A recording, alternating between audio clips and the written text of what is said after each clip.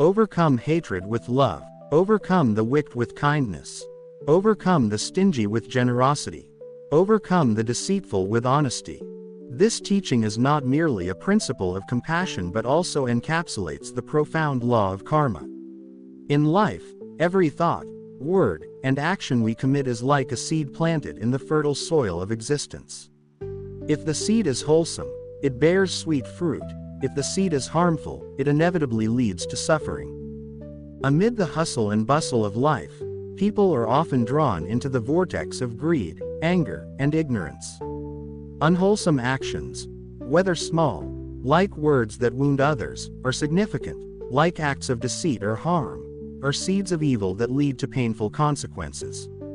To grasp the depth of this karmic law, we reflect on the teachings of the Buddha in meaningful real-life stories that vividly illustrate the principle of sowing evil deeds, reaping suffering. In Buddhist teachings, karma, action and result, is not merely a philosophical concept but a fundamental law governing the universe and life itself. The Buddha declared, "All beings live by their karma, are carried by their karma, and are governed by their karma." This underscores that every action, speech, and thought generates causes that eventually produce corresponding effects, much like planting seeds and harvesting their fruits. When one sows evil deeds, committing acts that harm others, stem from selfishness, or contradict moral principles, suffering inevitably follows. The Buddha taught that karma is not a form of punishment but a natural response of the universe, akin to a shadow following the body or an echo returning after a sound. Harmful actions do not vanish. They remain like seeds in the soil, waiting for the right conditions to sprout and yield results. One poignant example of this is the story of King Ajatasattu from Buddhist scriptures. Influenced by the scheming monk Deviate, the king assassinated his father, King Bimbisara, a benevolent ruler and devoted follower of the Buddha. Although Ajatasattu later repented and sought refuge in the Buddha's teachings, the karma of his patricide lingered. He suffered lifelong guilt, lost his kingdom, and forfeited the respect of his people. This narrative demonstrates that no matter how powerful or intelligent one may be, evil deeds inevitably lead to suffering. The law of karma extends beyond a single lifetime, impacting future existences. The Buddha frequently recounted his own past lives, where he endured suffering as a result of unwholesome actions. In one instance, as a hunter in a previous life, he took many lives for personal gain. These actions caused him to endure lifetimes of suffering before attaining enlightenment. Through these stories, the Buddha emphasized that the consequences of harmful actions persist, influencing future lives as well as the present. In our everyday lives, we can observe similar karmic principles at work. Someone who lives greedily, deceitfully, or selfishly may achieve temporary gains but will eventually face suffering, the loss of trust, isolation, and possibly legal repercussions. It is noteworthy that karmic consequences do not always manifest immediately, they often await the right time to unfold. The Buddha cautioned, the result of evil deeds may not appear at once, but like smoldering embers, they can ignite when the wind blows. Thus, wise individuals exercise caution, refraining from sowing unwholesome seeds, for when suffering arises, no one, neither kings nor commoners, can escape its reach. The law of karma serves as a profound reminder of personal accountability toward oneself and society. To avoid suffering, we must first be mindful of the seeds we are planting through our words, actions, and thoughts. Seemingly minor transgressions, such as lying or causing emotional harm, can lead to significant suffering if not corrected in time. By cultivating awareness and choosing wholesome actions, we can transform our karma and pave the way toward peace and happiness. The Buddha emphasized that the operation of karma is not meant as punishment but as a means of education, helping sentient beings understand their responsibility to themselves and the universe. When one sows unwholesome seeds, the person creating the karma is the first to experience its consequences. This is because such actions not only leave an imprint on others but also deeply mark the individual's own consciousness. The story of Devadatta, the Buddha's cousin, is another profound example of the karmic consequences of unwholesome deeds. Driven by jealousy toward the Buddha, Devadatta repeatedly sought to harm him, even going so far as to roll a boulder from a mountaintop to kill the Buddha. Though the Buddha was only slightly injured, the malicious act caused Devadatta immense suffering throughout his life and in subsequent existences.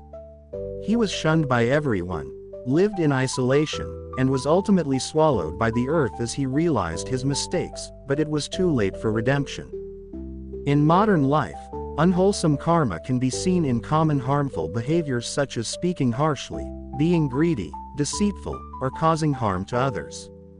For example, a person who steals out of greed may temporarily enjoy material wealth but will likely lose inner peace, face legal repercussions, or live in constant fear of being exposed. The more unwholesome seeds one sows, the further one drifts from true happiness. One contemporary example involves unethical business practices, where individuals profit by producing or selling counterfeit or harmful goods.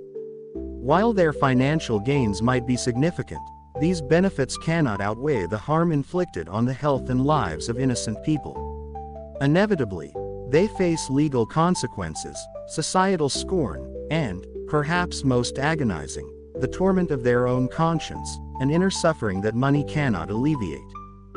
What's more concerning is how unwholesome karma can affect future generations. A father who lives selfishly, greedily, and unethically sets a poor example for his children.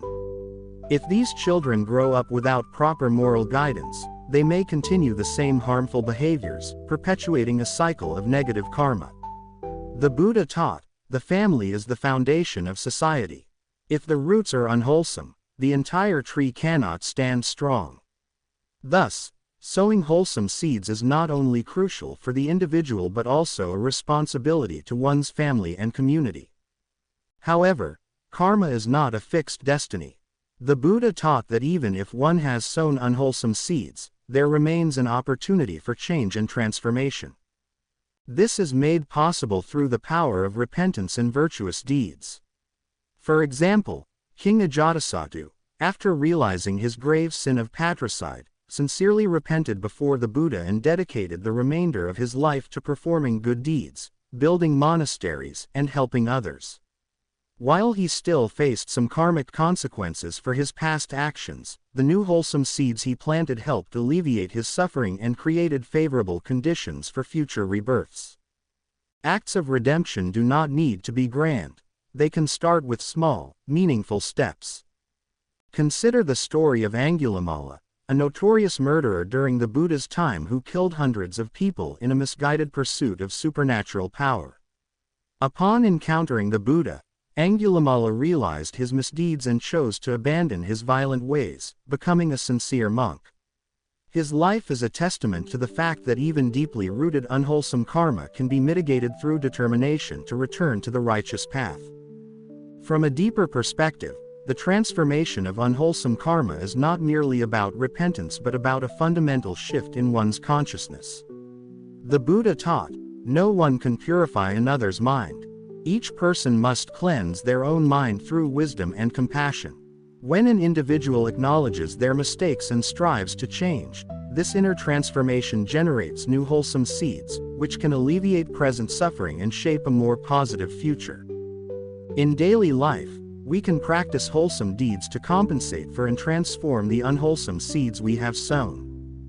A person who once hurt others with harsh words can learn to listen attentively and speak words of encouragement to help others through difficult times. Someone who caused harm to the environment can start by adopting a greener lifestyle, reducing consumption, and inspiring the community to protect nature. These seemingly small actions hold great power in cultivating wholesome karma. As the Buddha taught, a single drop of pure water is enough to cool the vast ocean of karma. More importantly, awareness of karma helps each person live with mindfulness and responsibility. When we understand that every action, word, and thought creates karma, we become more cautious in all we do. The Buddha once told the story of a man walking carefully along a path strewn with sharp thorns. He stepped with the utmost care to avoid hurting his feet. Similarly, when living with mindfulness and a clear understanding of karma, each person can act in ways that do not harm themselves or others. This is especially significant in modern society, where people are easily caught up in the whirlpool of ambition, competition, and desires.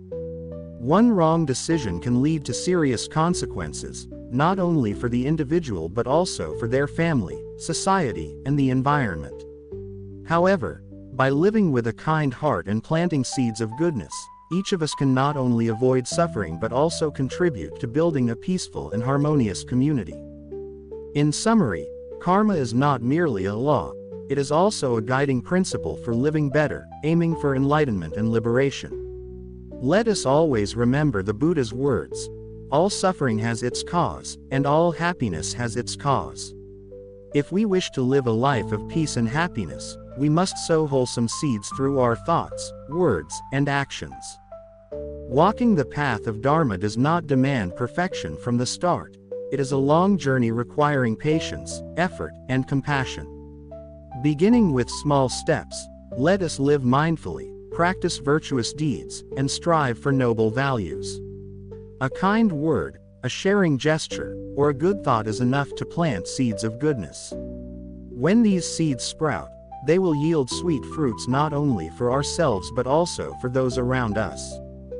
Like a river flowing endlessly, the law of karma does not stop with this life. Let us plant wholesome seeds so that this flow carries light, love, and peace to all places. And remember, all change begins within the mind. A calm mind is the root of all happiness, and cultivating a wholesome mind is the best journey we can choose to embark on. Thank you for watching this video. Please like, share, and subscribe to the channel to support me and ensure you don't miss any great content.